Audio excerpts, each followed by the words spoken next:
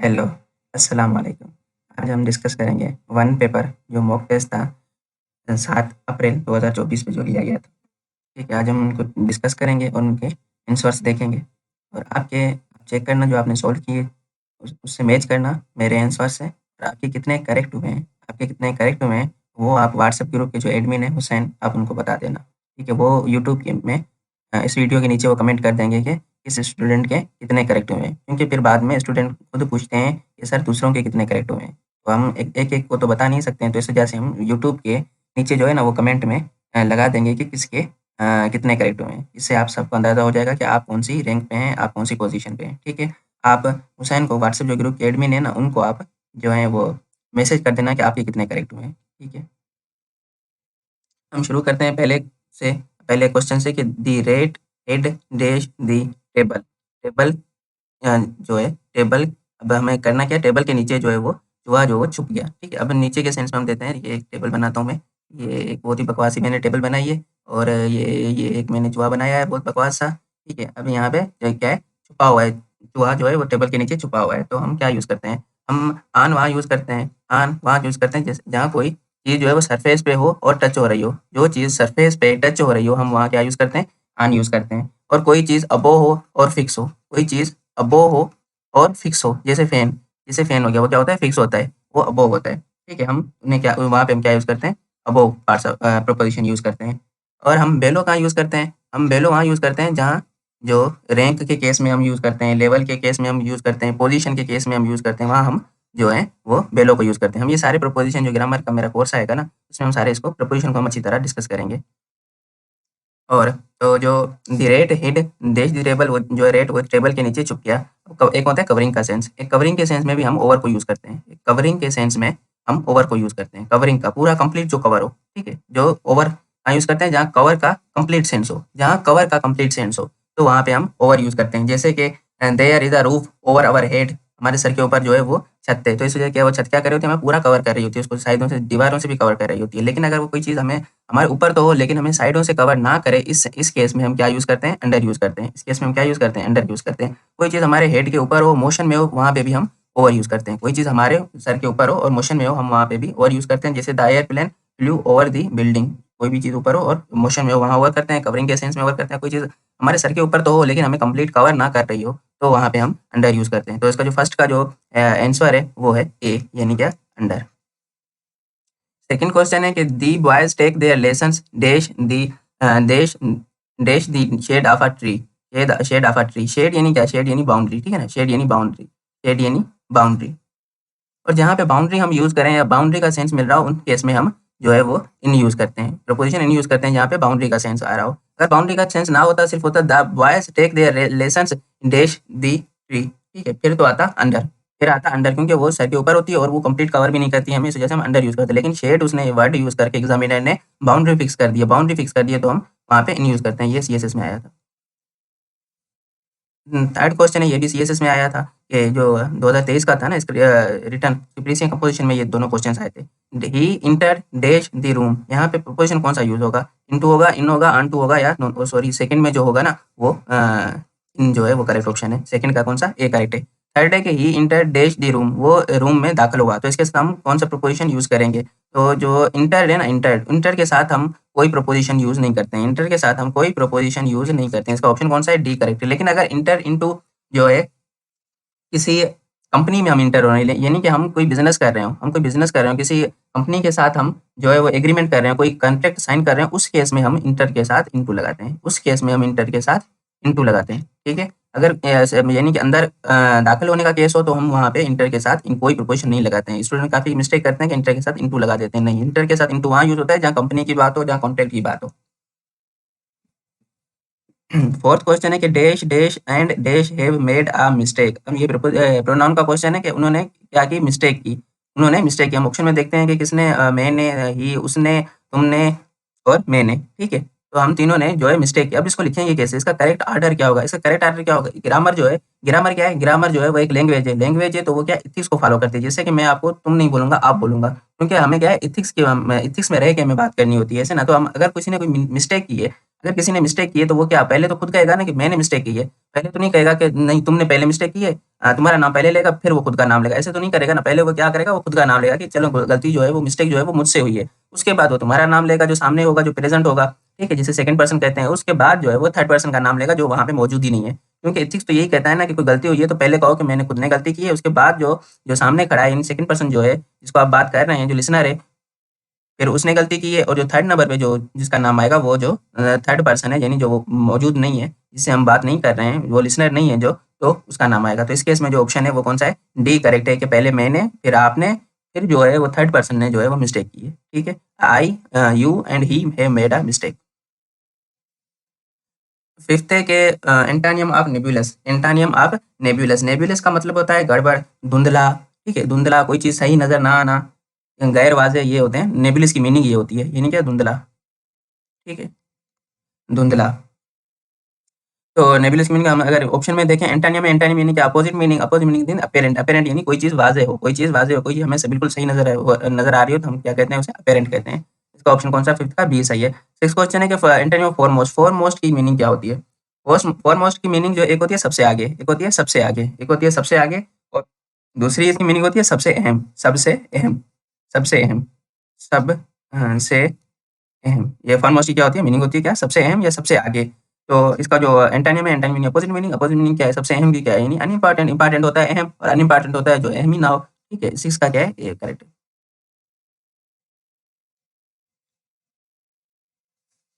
Seventh है कि synonym of emaciated, emaciated का जो है साइन नेम कौन सा है? पहले तो हम समझने की कोशिश करते हैं इमेसिएटेड की मीनिंग क्या है। इमेसिएटेड की मीनिंग होती है कमजोर, इमेसिएटेड की मीनिंग है कमजोर। ठीक है, इमेसिएटेड की मीनिंग क्या होती है? कमजोर, कमजोर यानी क्या? Very thin. साइन नेम में यानी उसकी सेम मीनिंग कौन सी है? सिमिलर मीनिंग कौन सी है? Sign name. तो इमेसिएटेड यानी कमजोर, कमजोर की जो सिमिलर मीनिंग हमें ऑप्शन में नजर आ रही है कि कौन सी है, वो वेरी थिन है। नेक्स्ट क्वेश्चन है साइन नेम ऑफ प्रीवेरिकेट का क्या है? प्रीवेरिकेट की पहले मीनिंग हम समझते हैं कि इसकी मीनिंग क्या है। इसकी मीनिंग है कि बात को बदलना, बात को बदलना, बात चेंज करना, कोई हकीकत हो उसे चेंज करना। ठीक है, ये होती है इसकी प्रीवेर की मीनिंग। प्रीवेरिकेट यानी क्या? टाल मटोल करना, ऐसे कह सकते हैं इसको। मैं इसे इसको लिख देता हूँ, टाल मटोल, टाल मटोल करना। तो इसका जो साइन नेम्स करेक्ट है वो क्या है? लाई। वो क्या है? लाई। ऑप्शन सी करेक्ट है 8 का, ये झूठ बोलना। ठीक है, नाइन्थ है, एक इडियम दिया हुआ है कि a bed of roses, a bed of roses, ये सिंपल साइन इडियम से ये सबको मालूम होगा कि अ बेड ऑफ रोजेज यानी क्या? इजी ऑप्शंस, यानी क्या? Easy options. A bed of roses यानी एक बेड किसका? गुलाब के फूलों का। तो इजी चीज हो, ये नहीं इतनी आसान। और नेक्स्ट है the phrase to have your hands full expressive means, ये भी इडियम है कि to have your hands full, to have your hands full, ये भी सारे स्टूडेंट ने तकरीबन पढ़ा ही होगा। इसका मतलब है कि जो to have too many things to do, जब किसी के पास बहुत ज़्यादा काम हो करने के लिए, तो हम यूज़ करते हैं कि to have your hands full, क्योंकि तुम्हारे जो है हाथ जो है वो फ्री भी नहीं है। नेक्स्ट है कि who is the current CEO of Microsoft. ये अब हम जीके स्टार्ट करते हैं। आज 40 एमसीक्यू जो है वो जीके के, हम जनरल साइंस या एवरीडे साइंस का कोई क्वेश्चन नहीं उठाया। 40 के 40 जो है वो जीके के हैं। ठीक है, क्योंकि अभी जो टेस्ट में आ रहे हैं ना, एनटीएस वगैरह की टेस्ट हो गई या एफसीपीएस की हो गई या एसपीएससी की, क्योंकि उनमें जीके वो ज़्यादा यूज़ कर रहे हैं। इस वजह से हमने आज 40 जो एमसीक्यूज हैं वो जीके के लिए हैं। Who is the current CEO of Microsoft. Microsoft का जो करंट सीईओ है वो कौन है? वो है सात्या नडेला, जो 2014 से ही है। सात्या नडेला से करंट जो है वो सीईओ है माइक्रोसॉफ्ट का। ठीक है, और माइक्रोसॉफ्ट के फाउंडर्स कौन है? ये एग्जामिनर कभी-कभी पूछ लेता है कि इसके फाउंडर्स कौन है? इसके फाउंडर्स कौन है? फाउंडर्स कौन है माइक्रोसॉफ्ट के? माइक्रोसॉफ्ट के जो फाउंडर्स हैं उनका एक का नाम है बिल गेट, एक का नाम है बिल गेट्स, और जो दूसरा है उसका नाम है Paul Allen, Paul Allen, Paul Allen. Next question है कि Dead Sea located in which country. Dead Sea located in which country. Dead Sea जो है वो जॉर्डन में। ऑप्शन सी इसका करेक्ट है, वो कहाँ है? जॉर्डन में जो है वो लोकेटेड है। इसको डेड सी क्यों कहा जाता है? ये एग्जामिनर रिटन टेस्ट में तो नहीं, लेकिन इंटरव्यू में पूछ लेता है इंटरव्यूअर के जो है इसको डेड सी क्यों कहते हैं। डेड सी इस वजह से कहते हैं क्योंकि वहाँ पे जो है ना साल्ट बहुत ज़्यादा होती है। वहाँ डेड सी में जो साल्ट है ना उसकी मिकदार बहुत ज़्यादा है। तो वहाँ पे जो फिश हैं, जो आम जो फिश फिश टाइप जो एनिमल्स हैं या जो, वो वहाँ पे ज़िंदा नहीं रह सकते क्योंकि वहाँ साल्ट्स बहुत ज़्यादा होती हैं। हाँ, इंसान स्विम कर सकते हैं, इंसान अपना यानी इंसान जाते हैं वहाँ पे, लेकिन जो फिश वगैरह है ना वो वहाँ पे नहीं रह सकती हैं। इस वजह से हम उन्हें डेड सी कहते हैं। नेक्स्ट क्वेश्चन है कि Dove is a symbol of डम। डव जो है वो किसका सिंबल? डव कौन सा सिंबल होता है? जो कबूतर नहीं है, कबूतर ने जो एक शाख जो है किसी दरख्त की जो उसने चोंच से पकड़ी हुई होती है कबूतर ने। एक सफ़ेद कबूतर होता है, व्हाइट कलर का जो है ना पिजन होता है, उसने जो एक दरख्त की जो शाख है वो उसने मुँह में जो पकड़ी हुई होती है चोंच से, तो वो उसे हम कहते हैं डव सिंबल। वो किसका होता है? पीस का होता है, ठीक है? वो किसका होता है? पीस का होता है। डव सिंबल जो है वो पीस का होता है। 13 का कौन-सा है? बी सही है। 14 है which country is not involved in BRICS? BRICS BRICS को हम समझने की कोशिश करते हैं, ब्रिक्स क्या है? ब्रिक्स से बी से ब्राज़ील आता है, बी से क्या आता है? ब्राज़ील आता है, आर से क्या आता है? रशिया आता है, आर से क्या आता है? रशिया आता है, और आई से इंडिया आता है, ठीक है? आई से इंडिया आता है, और सी से चाइना है, सी से क्या है? चाइना है, और एस से क्या है? साउथ अफ्रीका है, एस से क्या है? साउथ अफ्रीका है, साउथ अफ्रीका। तो चाइना तो इसमें मौजूद है, इसका इसमें इन्वॉल्वड है, रशिया इन्वॉल्वड है, इंडिया इन्वॉल्वड है, लेकिन इसमें जर्मनी जो है वो इन्वॉल्वड नहीं है। तो इसका जो ऑप्शन है करेक्ट वो कौन सा है? डी ऑप्शन करेक्ट है। नेक्स्ट क्वेश्चन है what does the CPEC stands for? CPEC जो है वो उसकी जो फुल फॉर्म है वो क्या है? सीपेक की जो फुल फॉर्म है वो है China economic corridor, China Pakistan economic corridor इसका ऑप्शन है। कौन सा? सी जो है वो करेक्ट है, सी जो इसका ऑप्शन है वो करेक्ट है। और जो सीपेक है ना, कभी-कभी एग्जामिनर ये पूछ लेता है कि सीपेक पार्ट किसका है? सीपेक जो है वो पार्ट किसका है? सीपेक पार्ट किसका है? सीपेक जो है ना वो बीआरआई का पार्ट है, बीआरआई का पार्ट है। सीपेक जो है वो क्या है? बीआरआई का पार्ट है। बीआरआई क्या है? बीआर की फुल फॉर्म कभी-कभी एग्जामिनर अगर पूछ ले, अभी तक पूछा तो नहीं है उसने, क्या है? Belt road initiative, belt road जो इनिशिएटिव है, ठीक है? वर्ल्ड रोड इनिशिएटिव, इसके अंडर जो है ना वो 6 जो सीपेक के प्रोजेक्ट आते हैं। सीपेक के तो नहीं आते, सीपेक तो उनमें से एक है। तो दूसरे जो कंट्रीज पाकिस्तान में से जो बन रहा है उसे हम सीपेक कहते हैं, जो दूसरी कंट्रीज में बन रहे हैं अफ्रीका वगैरह में हो गया तो उन्हें हम उनके दूसरे नाम से। तो टोटल कितने? 6 बीआरआई में प्रोजेक्ट आते हैं। तो सीपेक भी जो पार्ट है किसका? बीआरआई का पार्ट है। नेक्स्ट क्वेश्चन है कि what is the total length of Indus river? Indus river की जो है वो टोटल लेंथ क्या है उसकी है? 3180 किलोमीटर, यानी कि ऑप्शन सी जो है वो इसका करेक्ट है। 17 नंबर क्वेश्चन है कि what is the currency of Iraq? Iraq की जो करेंसी है वो कौन सी है? इराक की जो करेंसी है वो है दीनार। इराक की करेंसी कौन सी है? इराक की करेंसी है दीनार। और इराक के जो प्राइम मिनिस्टर है उनका नाम क्या है? ये हम एक्स्ट्रा पढ़ते हैं ताकि अगर कहीं एग्जामिनर पूछ ले तो हम इनको आंसर करें, ताकि हमारा क्वेश्चन जो है वो करेक्ट ना हो। हम जो है ना कंट्रीज को हम ऐसे ही पढ़ेंगे, कहीं भी कंट्री का आगे करेंसी आ गई ना तो हम उसका प्राइम मिनिस्टर पढ़ेंगे, उसका हम कैपिटल पढ़ेंगे, ठीक है? ताकि हमें जो उससे रिलेटेड जो है ना इन्फॉर्मेशन हमें ज़हन नशीन हो जाए। और जब आप ये वीडियो देखें, वन पेपर जो भी मैं सोल्व करूँ उसकी वीडियो आप देखें ना, तो आप पेज और यानी कॉपी और कापी साथ और रजिस्टर और पेन आपके हाथ में हो, ताकि आप लिखते जाएँ, क्योंकि जो इंपॉर्टेंट बातें होती हैं ना ये आप उसको नोट डाउन कर लें। एग्जाम में पूछे जाने के चांसेस हैं, क्योंकि एग्जाम में पहले पूछ चुके हैं इस तरह के क्वेश्चन। पीएम कौन है इराक के? उनका नाम है मोहम्मद, उनका नाम है मोहम्मद शिया अल सुडानी, शिया अल सुडानी, शिया अल सुडानी उनका नाम है, ठीक है? और इराक का कैपिटल क्या है? इराक का कैपिटल क्या है? इराक का कैपिटल है वो है बगदाद। इराक का कैपिटल कौन सा है? बगदाद है। नेक्स्ट क्वेश्चन है what is the name of Google's parent's company? Google's parent यानी कि गूगल को भी कौन संभालता है? पेरेंट कंपनी का मतलब होता है एक जो बड़ी कंपनी होती है वो दूसरी छोटी कंपनियों को संभालती है। जो बड़ी कंपनी है जो गूगल को संभालती है वो उसका नाम क्या है? उसका नाम है अल्फाबेट, उनका नाम क्या है? अल्फाबेट, ठीक है? और 18 का कौन सा है? क्वेश्चन नंबर ए करेक्ट है। 19 क्वेश्चन है what is the capital of United state of America? USA का जो कैपिटल है वो कौन सा है? वो है वाशिंगटन डीसी, वाशिंगटन डीसी। हमने प्रीवियस जो था मॉक टेस्ट में डिस्कस किया था कि डीसी का मतलब क्या होता है, एग्जामिनर कभी-कभी पूछ लेता है। तो डीसी का मतलब होता है District of Columbia, District of Columbia, District of Columbia, ठीक है? और जो यूएस के अभी प्रेसिडेंट कौन है? उनका नाम है बाइडन, उनका नाम है बाइडन। वो कौन से हैं? 46th प्रेसिडेंट हैं किसके? अमेरिका के। नेक्स्ट क्वेश्चन है कि pound sterling is the currency of? Pound sterling किसकी करेंसी है? पाउंड जो है ना, पाउंड स्टर्लिंग जो करेंसी है वो यूनाइटेड किंगडम की है, वो यूनाइटेड किंगडम की है, यूनाइटेड किंगडम की, ठीक है? यूके जिसे कहते हैं। अब एग्जामिनर जो है ना, एग्जामिनर रिटन में तो नहीं लेकिन इंटरव्यू में ये कभी-कभी क्वेश्चन पूछ लेता है इंटरव्यूअर के यूनाइटेड किंगडम और इंग्लैंड में क्या फ़र्क है? इंग्लैंड इंग्लैंड और यूके में क्या फ़र्क है? यूके में क्या फ़र्क है? तो जो यूके में ना, यूके में टोटल 4 कंट्रीज़ आती हैं। यूके में टोटल जो है ना वो 4 कंट्रीज़ आती हैं, जिनमें एक इंग्लैंड है, एक इंग्लैंड आती है जिसमें, ठीक है, यूके में। और दूसरी जो कंट्री आती है उसे हम स्कॉटलैंड कहते हैं, वो स्कॉटलैंड है। कौन सी है? स्कॉटलैंड है। जो थर्ड कंट्री उसमें आती है वो है वेल्स है, वो है वेल्स। और जो फोर्थ और लास्ट जो आती है उसमें वो है नॉर्दर्न आयरलैंड, नॉर्दर्न आयरलैंड, ठीक है? Northern Ireland, Ireland. तो जो इंग्लैंड है ना, इंग्लैंड क्या है? इंग्लैंड उसका यूके का एक हिस्सा है, क्योंकि यूके में टोटल कितनी 4 कंट्रीज आती हैं, उनमें से एक जो है वो इंग्लैंड है, ठीक है? नेक्स्ट है कि who is the current president of Russia? Russia का जो करंट जो अभी का प्रेसिडेंट है वो कौन है? उसका नाम है व्लादिमीर पुतिन, व्लादिमीर पुतिन। और जो रशिया की करेंसी है, रशिया की करेंसी क्या है? रशिया की करेंसी क्या है? रशिया की करेंसी है रूबेल, रूबेल, ठीक है? और रशिया का कैपिटल कौन सा है? रशिया का कैपिटल कौन सा है? रशिया का कैपिटल है मॉस्को, मॉस्को। नेक्स्ट क्वेश्चन है the capital of Canada? Canada का कैपिटल कौन सा है? कनाडा का जो कैपिटल है वो ओटावा है। कनाडा का कैपिटल कौन सा है? ओटावा है। ऑप्शन नंबर ए करेक्ट है 22 का। और कनाडा का जो कनाडा की करेंसी क्या है? कनाडा की करेंसी कैनेडियन डॉलर है, ठीक है? कैनेडियन डॉलर है, कैनेडियन डॉलर है। और इन कनाडा के प्रेसिडेंट का नाम क्या है? कनाडा के जो प्रेसिडेंट है उनका नाम है, प्रेसिडेंट कौन है कनाडा के? उनका नाम है जस्टिन ट्रूडो। ठीक है, प्रेसिडेंट है या पीएम है, पता नहीं इनके किसके हाथ में पावर होती है इनकी, शायद पीएम ही होंगे।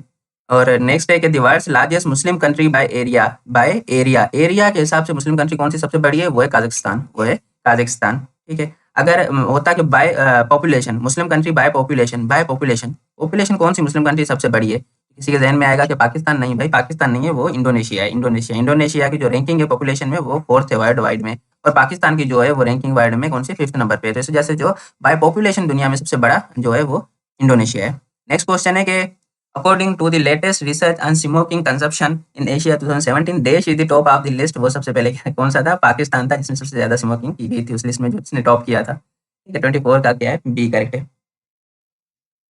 नेक्स्ट है कि FL tower is located in which country? FL tower जो है वो कौन सी मुल्क में है? वो है फ्रांस में। ठीक है, ऑप्शन इसका कौन सा? बी करेक्ट है। और अगर पूछ ले कि ताजमहल कहाँ है, ये ताजमहल जो है वो कहाँ लोकेटेड है? कभी कभी एग्जामिनर इससे रिलेटेड ये पूछ लेता है कि ताजमहल कहाँ है। अब ये कंट्री नहीं पूछेगा ताजमहल की, ये पूछेगा सिटी कौन सा है, सिटी कौन सा है, ताजमहल किस सिटी में है? ताजमहल जो है वो आगरा सिटी में है। कौन सी? आगरा सिटी में। ठीक है, नेक्स्ट है कि विभाग is the name of investigation agency of, विभाग जो है वो ईरान की जो है इन्वेस्टिगेशन एजेंसी है, इसकी ईरान की। तो इसका ऑप्शन कौन है? 26 का डी करेक्ट है। नेक्स्ट है कि खाद, खाद is secret secret intelligence services of, खाद जो है वो अफगानिस्तान की है। खाद किसकी है? अफगानिस्तान की है। 27 का क्या करेक्ट है? डी करेक्ट है। नेक्स्ट है कि MI6 is the secret intelligence service of, जो MI6 है वो किसकी है? वो ब्रिटेन की है। MI6 जो है वो ब्रिटेन की है, क्योंकि अगर इसको समझना चाहते हैं कि इसको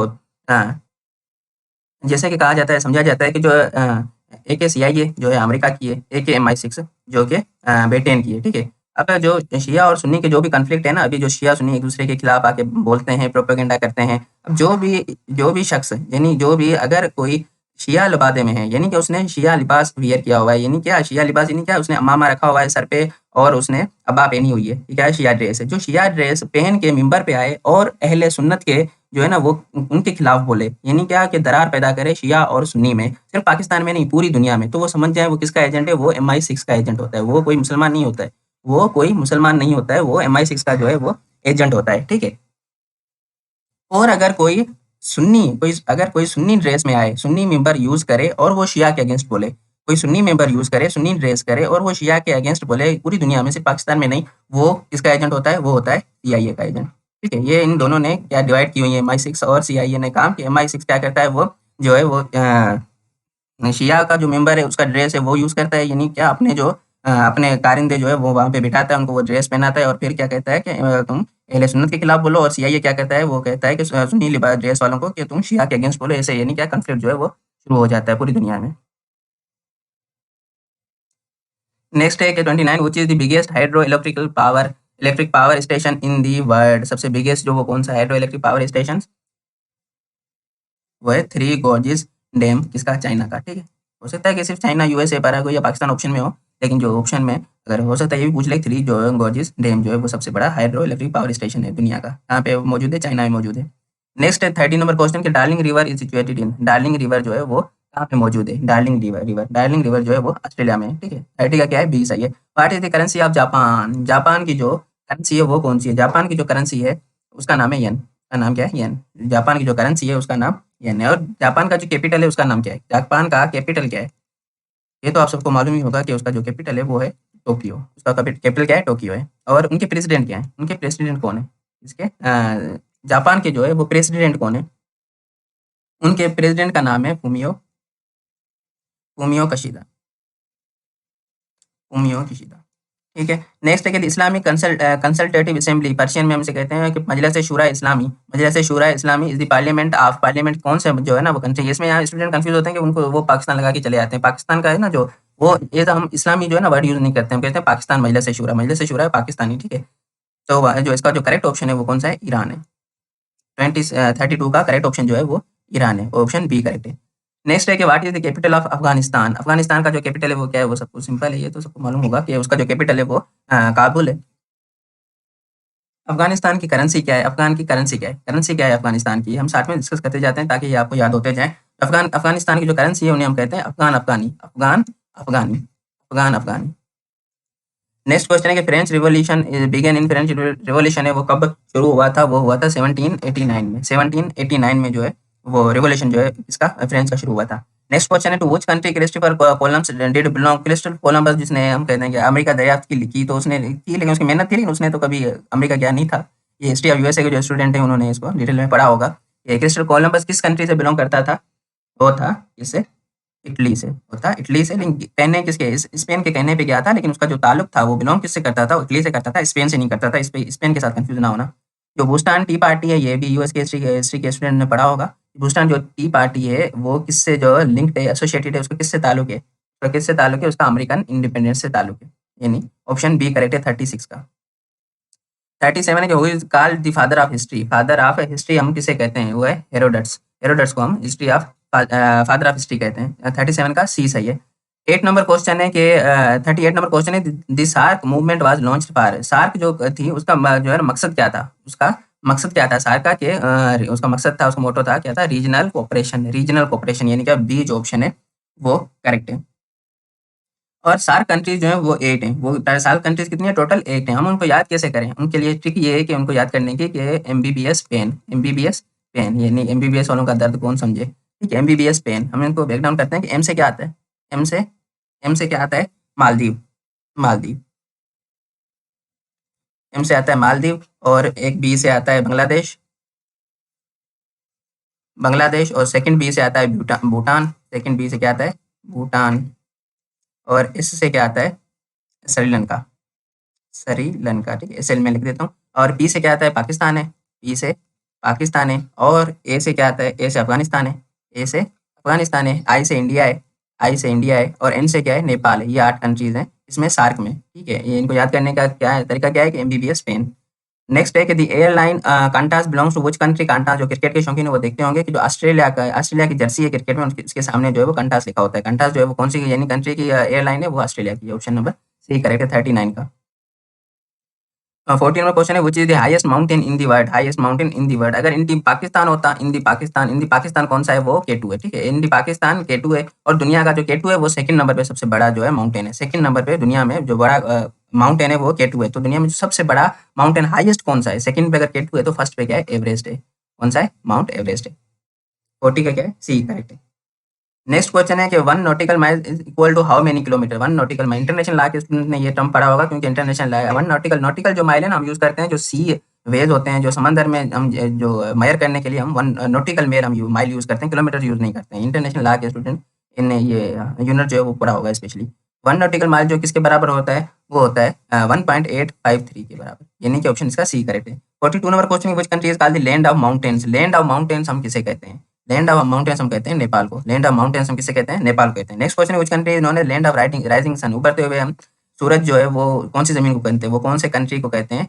वो जापान। ठीक है, उसका ऑप्शन कौन सा है? जापान के लैंड ऑफ राइजिंग सन हम किसे कहते हैं? जापान को कहते हैं। 44 क्वेश्चन है कि who translated Holi Quran in Persian? Persian में किसने होली कुरान को जो है वो ट्रांसलेट किया था? शाह वलीउल्लाह ने। ऑप्शन बी करेक्ट है 44 का। 45 नंबर क्वेश्चन है कि veto power is not possessed by? Veto power किसके पास मौजूद नहीं है? वीटो पावर जो है वो किसके पास मौजूद नहीं है? वीटो पावर है ना वो P5 कंट्रीज के पास है। वो P5 कंट्रीज के पास है। P5 यानी क्या? पावरफुल जो कंट्रीज है ना उनके पास जो है वो वीटो पावर मौजूद है। ठीक है, P5 जो है P5 यानी क्या? परमानेंट। ठीक है, परमानेंट। परमानेंट जगह नहीं होती है लिखने के लिए। परमानेंट, ये समझ जाना मैं बात में बोल रहा हूँ तो ये क्या लिखा हुआ है? परमानेंट। यानी परमानेंट जो 5 मेंबर है उनके पास जो है वो वीटो पावर है। वो कौन कौन से हैं? चाइना है। ठीक है, चाइना है, यूएसए है, और रशिया है। और यूके है। नेक्स्ट जो है वो कौन सा है? फ्रांस है। इन P5 यानी जो परमानेंट मेंबर हैं इनके पास जो है वो वीटो पावर है। वीटो पावर का काम क्या होता है? वीटो पावर का काम होता है कि कोई डिसीजन यूएन से अगर कोई पास करना है, अगर इनमें से कोई भी जो अपना वीटो पावर यूज कर सकता है। वीटो पावर यानी कि अगर कोई भी जो कुछ हम पास कर रहे हैं, यूएन से कोई भी रेजोल्यूशन हम पास कर रहे हैं, लेकिन अगर वो जैसे अभी जो रिसेंटली जो इसराइल के अगेंस्ट जो रेजोल्यूशन पास हो रहा था कि इसराइल को जंग रोकनी चाहिए और गजा में जो एड सपोर्ट करें, तो उसको क्या यूएस ने क्या कर दिया था? वीटो पावर यूज करके कैंसिल कर दिया था। यानी वीटो पावर कंट्रीज को ये अथॉरिटी होती है, ये पावर होता है कि वो किसी रेजोल्यूशन को पास ना होने दें। ठीक है, ये इन 5 जो P5 है यानी परमानेंट मेंबर है इनके हाथ में है वो power. First which country introduce paper currency? Paper currency को फर्स्ट टाइम किसने जो है इंट्रोड्यूस किया था? वो चाइना ने किया था, वो चाइना ने किया था। एंड 47 नंबर क्वेश्चन है कि first time which country introduced competitive examination for selection of public servants? जो कॉम्पिटिटिव एग्जामिनेशन सबसे पहले कहाँ शुरू हुई थी? वो चाइना में। अभी तक चाइना का जो इंग्लिश ऐसे है वो बहुत ज़्यादा टफ होता है, उसमें शायद एक ही ऐसे गिवन होता है, उसी पे लिखना होता है। सीएसएस में तो फिर भी 10 ऑप्शन गिवन होते हैं, उनमें से कोई एक ऐसे उन पे लिखना होता है, फिर भी कहते हैं मुश्किल है। और चाइना का एग्जाम देखें कि चाइना बहुत ज़्यादा टफ होता है कॉम्पिटिटिव एग्जामिनेशन में, शुरू भी वहीं से हुआ था, वहाँ से एक ऐसे गिवन होता है, वहीं उसी पे लिखना होता है। 48 नंबर क्वेश्चन है ग्रेवयार्ड एम्पायर्स, इसका ऑप्शन सी करेक्ट है। कौन सा? अफगानिस्तान। ये तो सिंपल है, बहुत बार आ चुका है, बहुत रिपीटेड यहाँ क्वेश्चन है।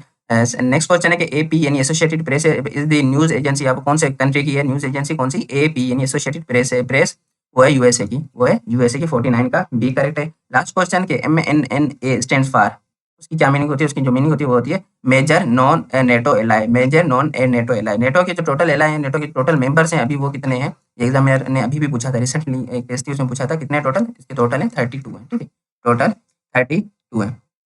इसकी जो फुल फॉर्म है वो क्या है? नॉर्थ, ये भी एग्जामिनर में एक बार ये एग्जाम में आया था, North Atlantic Treaty Organization, Treaty Organization, ठीक है। यहाँ तक ये हमारे पूरे हो गए 50 क्वेश्चंस, और जितने आपके करेक्ट हुए हैं क्वेश्चंस, ये आप जो हुसैन है ना, व्हाट्सएप ग्रुप के एडमिन, आपने बता देना, वो यूट्यूब की जो कमेंट में लिख देंगे इसको कि किसके कितने करेक्ट हुए हैं, ताकि सबको अंदाजा हो जाए कि कौन दूसरा स्टूडेंट कितने करेक्ट कर रहा है, उनकी पोजीशन क्या है। ये आप जो है व्हाट्सएप की ग्रुप के एडमिन जो है ना हुसैन, उनको आप सेंड कर देना। अल्लाह हाफिज़।